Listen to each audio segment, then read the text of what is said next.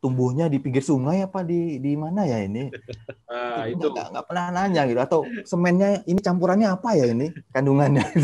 Kan nggak ini pernah bambunya gitu. bersandar dengan bambu yang lain nggak? Itu yang susah.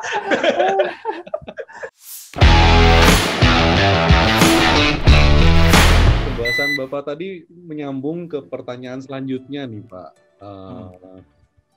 Dari Pak Yusmet ini. Okay. Selamat malam Pak Widi, mohon izin bertanya. Awal mula merintis studio WNA, apa Pak Widi mengedukasi tukang sendiri atau merekrut tukang yang sudah berpengalaman? Ya, sebenarnya ini ada dua metode sih sebenarnya. Atau ya saya bilang aja anggap aja satu aja lah, lebih simpel. Jadi sebenarnya tukang bambunya udah ada gitu. Cuman mereka kan basically mereka seniman, jadi tukang bambu dan membuat bangunan bambu yang konvensional, tradisional gitu kan, kotak-kotak gitu. Peran kita sebagai arsitek sebenarnya salah satunya adalah mengedukasi.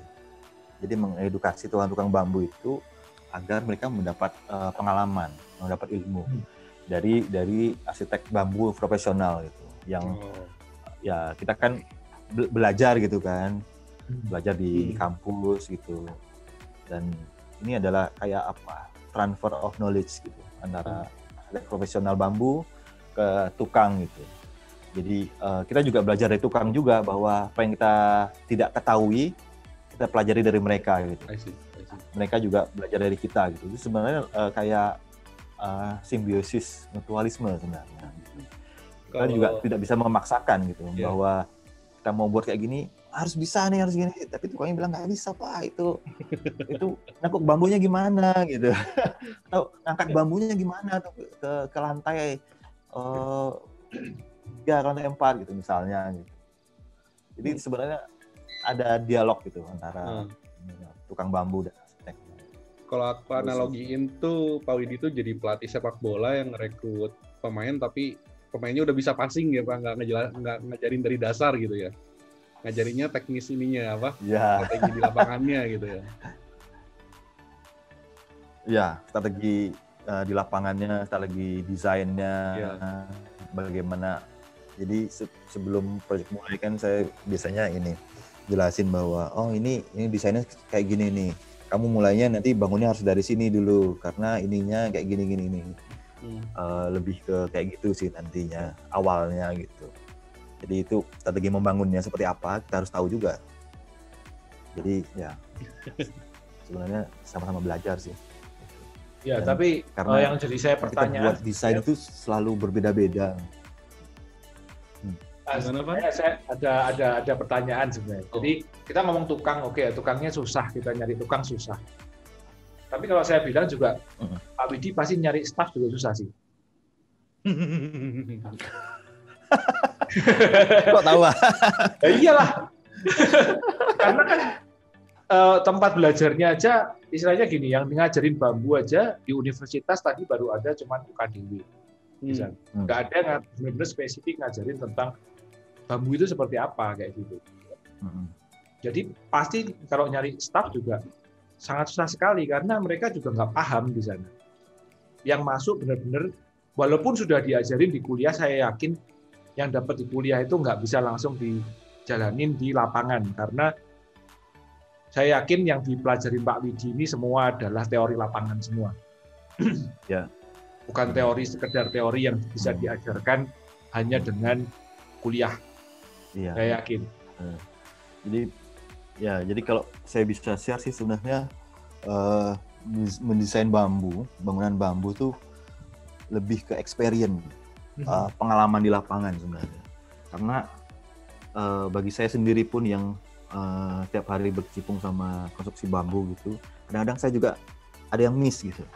Karena apa yang saya bayangkan, apa yang saya desain itu meleset ternyata di lapangan. Itu harus by experience itu. Jadi kalau arsitek bambu tanpa pengalaman di lapangan itu, wah itu masih banyak masalah gitu. Bukan nggak mungkin, tapi banyak masalah yang terjadi di lapangan. Masih komplain banyak dari klien, kenapa ini bocor, kenapa ini gini gitu. Dan by experience memang harus. Jadi semakin banyak jam terbang gitu, kita tahu kelemahan bambu di sini, solusinya seperti apa gitu. Dan kliennya juga kan bukan orang biasa juga, mereka nanya kan yang wah semua ditanya-tanya gitu. Tentang bambu. Ya. Ini Seperti sekali ya, Pak ya. Seperti Pak Iwan sama Pak Evan kan nanyanya kan detail kan. Jenisnya apa segala macem gitu. Kalau misalnya kita arsitek biasa, arsitek dalam arti konvensional, kita kan nggak pernah ditanyain ini. Yeah. Ini kayu merbaunya ini umurnya udah berapa ya yang mau dipakai ini? Ini tumbuhnya di pinggir sungai apa di mana ya ini? Itu nggak pernah nanya gitu. Atau semennya ini campurannya apa ya ini kandungannya? Kan nggak ini pernah. bambunya gitu. bersandar dengan bambu yang lain nggak? Itu yang susah. Jadi pertanyaan itu banyak sebenarnya yang harus diketahui. Jadi agak tricky juga sih sebenarnya. Nggak cuma pengetahuan konstruksi bambu aja, tapi elemen-elemen di balik itu yang arsitek bambu juga harus tahu gitu. Pengawetan segala macam gitu. Jadi ya jam terbang sih. Memang harus praktis, gitu. By practice sebenarnya gitu. Makanya pasti ketika masukin staff baru, Pak Widi juga pasti ngajarin semua dari nol pasti. Iya dari nol, kebanyakan sih dari nol. Gitu. Dan ya perlu waktu sih, karena kan adaptasi desain konvensional ke desain bambu, gitu. Yang notabene lengkung-lengkung semua gitu kita buat. Iya, organik ada garis sekali Pak ini kalau di website. Ada sikunya ini. Ya, karena kasusnya sebenarnya mirip sama kita juga ya. Kita di 3D kan memang tidak ada sekolahnya gitu ya. Kita bikin makanya kita ada 2 akademi itu kan. Itu kan memang ya karena memang nggak ada sekolahnya gitu loh. Dulu kita rekrut orang, kita ngajarin dari nol, mereka ngajarin dari basic semua sampai bisa produksi seperti itu. Yang itu cost-nya juga istilahnya kalau kita ngomong cost juga cost-nya nggak murah juga karena kita ngajarin orang kan. Gitu. Kita nggak bisa langsung hire profesional yang bisa langsung kerja sudah ready siap produksi langsung kan nggak bisa. Ya.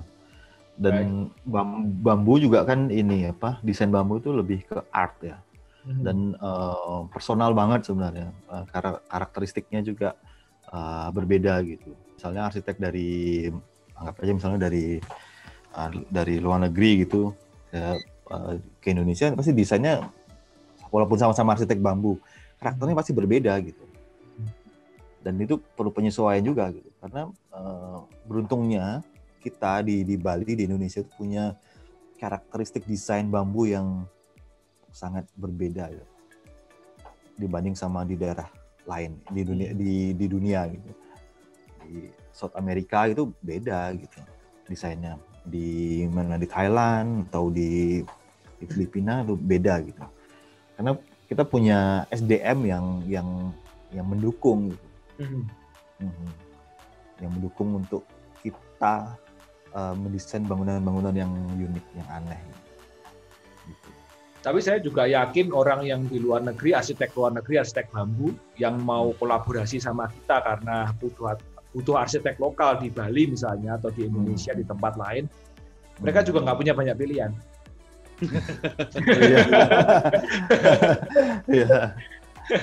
Jadi mereka mau nggak mau ya sudah ya. Yang penting dia harus bisa kan. Kalau nggak bisa kan mereka susah lagi gitu.